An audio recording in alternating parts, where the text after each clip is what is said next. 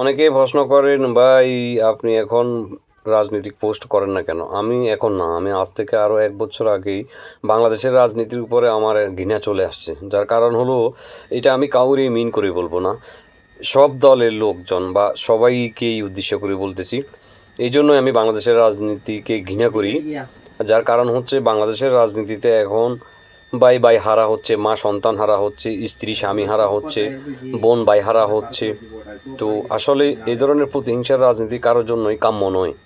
দেখেন, এমনও ফ্যামিলি আছে, হয়তো তার উপরে তার ফ্যামিলি ডিফেন্স করে বা আয় রোজগারের উচ্চ, এমন লোকজনকে পর্যন্ত রাজনৈতিক প্রতিহিংসার সাথে বা রাজনীতিক প্রতিদ্বন্দ্বিতা করতে হচ্ছে। এমনটা আসলে কারোর জন্যই কাম্য নয়।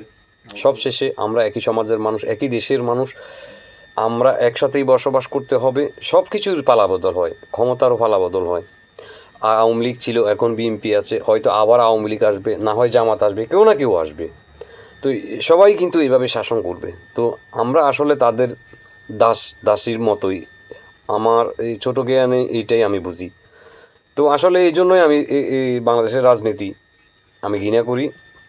আপনারাও যদি পারেন, কর্মর সাথে নিজেকে ব্যস্ত রাখেন, রাজনীতি থেকে দূরে থাকেন, এটাই ভালো। বেস্ট অফ লাক সবার জন্য।